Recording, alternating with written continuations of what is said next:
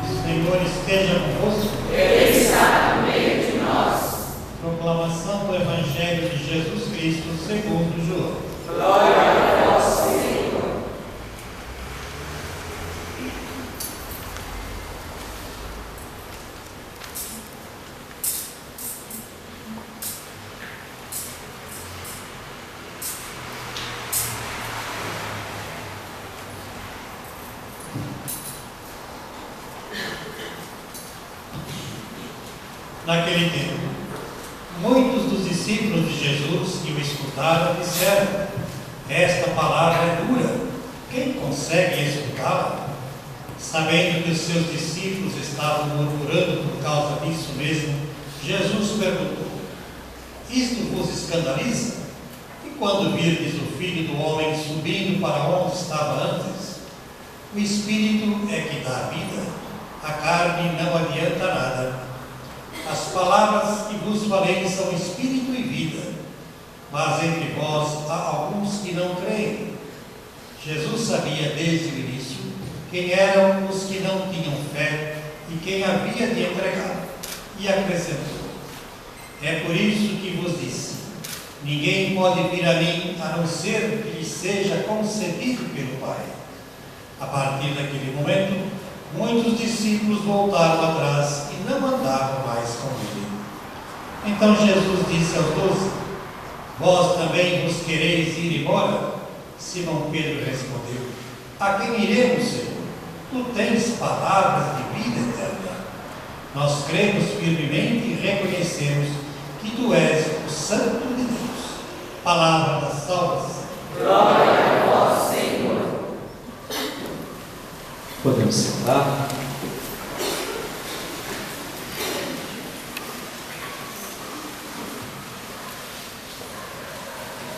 Caríssimos irmãos, nós estamos meditando as leituras do 21º domingo do tempo comum. Já é do conhecimento nosso que, ao longo de todo o ano litúrgico, a Igreja nos apresenta 34 domingos com o título de Domingo do Tempo Comum. E a liturgia vai nos direcionando a caminhar na esperança de que Deus não nos abandona nunca, na certeza de que Deus não nos abandona nunca. Por isso a cor litúrgica é verde, sinal de esperança, sinal que nós estamos a caminho. E as leituras desse final de semana, de número 21, nos fala de opções. E ao mesmo tempo nos adverte, dizendo que nós podemos consumir a nossa vida inteira fazendo opções erradas, fazendo opções passageiras, efêmeras, e esquecendo daquilo que é essencial, que é fazer a opção por Deus, que é permitir que Deus haja na nossa vida. A primeira leitura que nós ouvimos, livro de Josué, um livro escrito mais ou menos 1200 anos antes de Cristo. E o livro inteiro apresenta de uma forma muito simples, uma visão muito simplória daquilo que foi a ocupação da terra de Canaã, pelas 12 tribos. E diz o livro que foi ocupada devido a constantes expedições militares, cujo cabeça era Josué. Mas na realidade não foi bem assim. Se nós lermos o livro dos Juízes, o capítulo 1, o capítulo 13, o capítulo 17, nós vamos perceber que a conquista se deu de forma muito lenta. A conquista se deu de forma muito difícil e não foi obra de um único povo, mas foi obra de várias expedições realizadas por vários povos, e aos poucos foi agregando a terra de Canaã até ser o que apresenta o livro de Josué. E o texto que nós lemos como proposta da primeira leitura, portanto nós não podemos olhar o livro de Josué como se fosse um livro de história. O que está por trás do livro é muito mais do que uma história, mas uma catequese para mostrar que ao longo de toda a caminhada do povo de Deus, ele pôde sentir a presença e a ação de Deus. E o texto da primeira leitura de hoje começa da seguinte forma: Josué reúne em Siquém todas as tribos, reúne no centro do país, e ali começa a fazer uma renovação dos compromissos assumidos com Deus. E ele é enfático em dizer: se vocês querem seguir outros deuses, sigam. Se vocês querem andar atrás de outros deuses, dos deuses dos cananeus, vão atrás. Mas eu e a minha casa nós não iremos. Eu e a minha casa serviremos o Senhor, diz Josué nessa primeira leitura. E qual é a resposta do povo? Nós também serviremos o Senhor. A resposta é tão bonita que vale a pena a gente ler de novo a partir do versículo 16 da nossa primeira leitura. E o povo respondeu dizendo: longe de nós abandonarmos o Senhor para servir a deuses estranhos, porque o Senhor nosso Deus, Ele mesmo, é quem nos tirou, a nós e a nossos pais, da terra do Egito, da casa da escravidão. Foi Ele quem realizou esses grandes prodígios diante dos nossos olhos, e nos guardou por todos os caminhos por onde peregrinamos, e no meio de todos os povos aos quais passamos. Portanto, Josué, nós também serviremos o Senhor, porque Ele é o nosso Deus. Que coisa extraordinária! Que bom seria se hoje as nossas famílias pudessem dizer isso. Longe de nós correr atrás de outros deuses, longe de nós corrermos atrás do Deus dinheiro, corrermos atrás do Deus prazer, do Deus fama, corrermos atrás do Deus do corpo perfeito. Longe de nós. Nós queremos servir ao Senhor. Nós queremos que a vontade de Deus aconteça de forma definitiva na nossa vida. Por isso, nós estamos dispostos a servir o Senhor. Foi para isso que nós viemos a esse mundo. Aqueles que se configuram a Jesus Cristo, a Deus, são capazes de realizar verdadeiros milagres no meio da sociedade. Portanto, nós também queremos servir ao Senhor. Nós temos desejo de estar a serviço do Senhor, mas muitas vezes as tentações do mundo são maiores. Por isso é preciso renovar essa vontade. É preciso a todo instante renovar esse desejo. Eu quero, mesmo diante das tempestades da minha vida, eu quero servir ao Senhor. Faz bem para a minha alma, faz bem para o meu corpo, faz bem para a minha família estar a serviço do Senhor. Depois, a nossa segunda leitura, a carta aos Efésios. A carta aos Efésios, ela, na sua totalidade, ela fala dos compromissos assumidos no dia do nosso batismo. E qual é o principal compromisso que nós assumimos no dia do nosso batismo?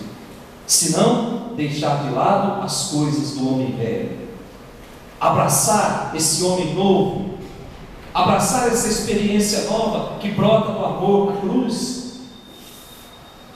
E ao longo de toda a carta, São Paulo vai dando algumas pistas. Hoje São Paulo apresenta algumas normas que devem reger as relações familiares. E ele começa a carta dizendo o seguinte: sede solícitos uns para com os outros. Aí ele fala uma frase que as feministas devem ficar com o cabelo em pé: mulheres, sejam submissas aos vossos maridos. Quem não entende a dinâmica do Evangelho, logo vai pensar que submissão é escravidão. Mulheres, sejam escravas dos vossos maridos. O mundo pode entender assim, mas nós não entendemos assim. A submissão que São Paulo fala não é outra coisa senão: deixe de lado a vida de orgulho, deixe de lado a vida de prepotência, viva uma vida humilde, uma vida simples. Aqui está o segredo da submissão, meus irmãos. E depois ele completa: e os maridos, amem as vossas esposas, mas não amem de qualquer jeito. Não cultivem um amor pelas suas esposas, somente um amor eros, um amor que atrai os corpos. Não cultivem pelas suas esposas somente um amor filia, mas amem as vossas esposas como Cristo amou a sua igreja, diz São Paulo. E como é que Cristo amou a sua igreja? Senão um amor doação, amor ágape.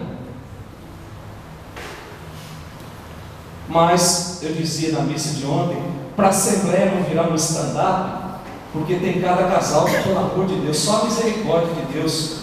Amem as vossas esposas como Cristo amou a vossa igreja, a sua igreja, mas como você também ama o seu corpo. Aí entra a questão, é que a gente não gosta muito de falar, mas tem muitos casais que se preparam muito bem para o casamento.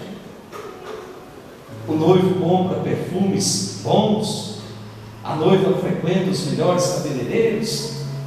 Depois que casa, começa a deixar tudo de lado.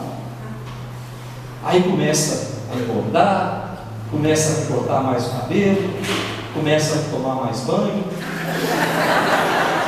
Aí o pingo, gente, é sério, o pingo que está lá no banheiro, lá no vaso sanitário, aquele pingo que fica da porta na beirada do vaso, é motivo de briga.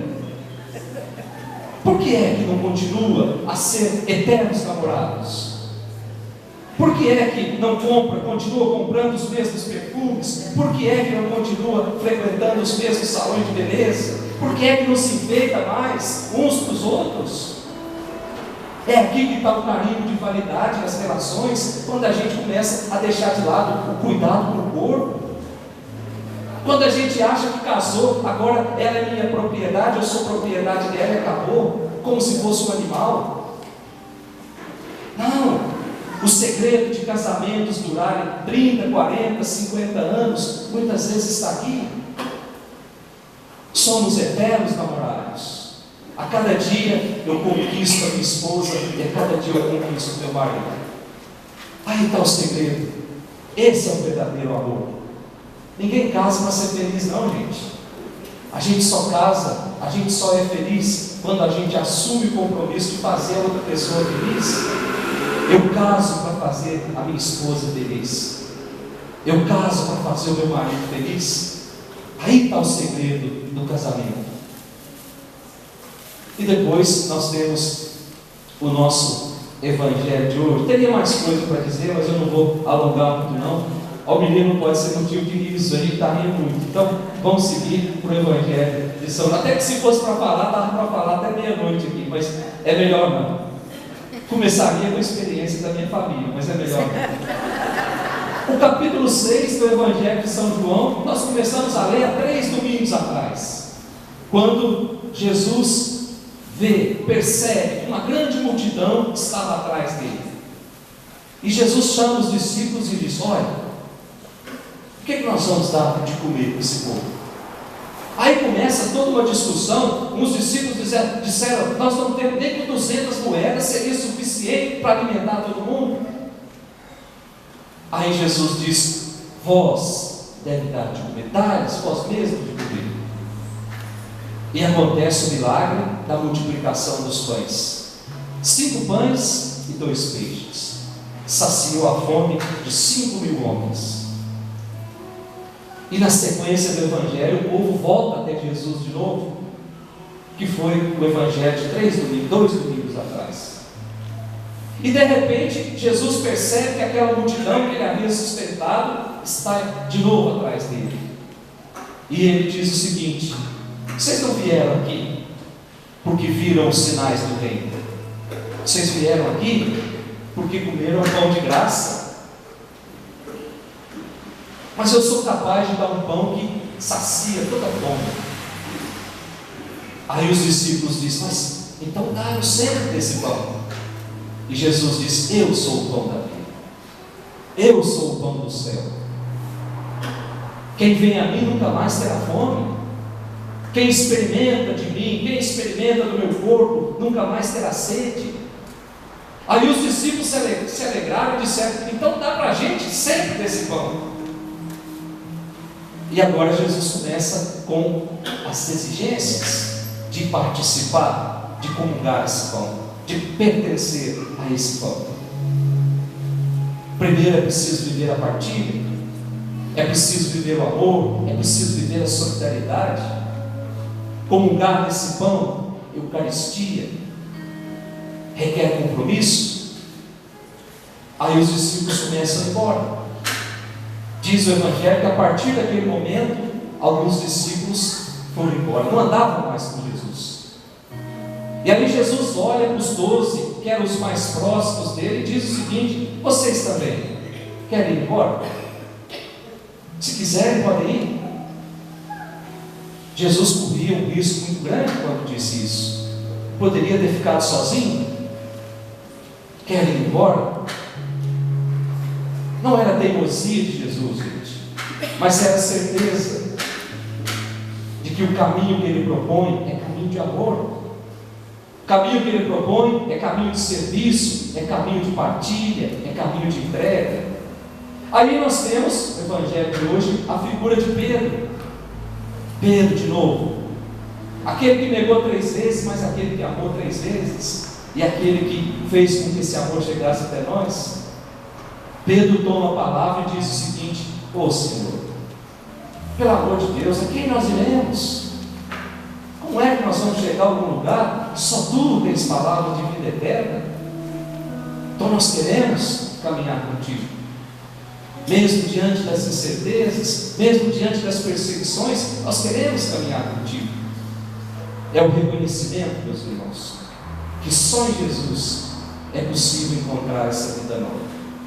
Não adianta procurar essa vida nova nos meios de comunicação, nas satisfações pessoais. Essa vida nova, ela passa por essa experiência dolorosa na cruz. Quem gostaria de ter na sala principal um crucifixo ensanguentado como esse? As visitas certamente questionariam: que coisa mais feia. Mas essa é a experiência que nós devemos fazer. A dor, o sofrimento, a sensação de abandono, ela se concretiza em Jesus, mas ao passar pela nossa vida nos impulsiona a vivermos a Páscoa, a vivermos o Jesus ressuscitado. Por isso, caríssimos irmãos, deixemos que o amor de Deus nos contagie nessa noite, que Ele nos faça cada vez mais homens e mulheres capazes de dizer com a sua própria vida: eu e minha casa serviremos sempre o Senhor. Louvado seja nosso Senhor Jesus Cristo. Para sempre seja louvado. Senhor, fazei-me um instrumento de vossa paz. Onde houver ódio, que eu leve o amor. Onde houver ofensas, que eu leve o perdão. E onde houver discórdia, que eu leve a união. Onde houver dúvidas, que eu leve a fé.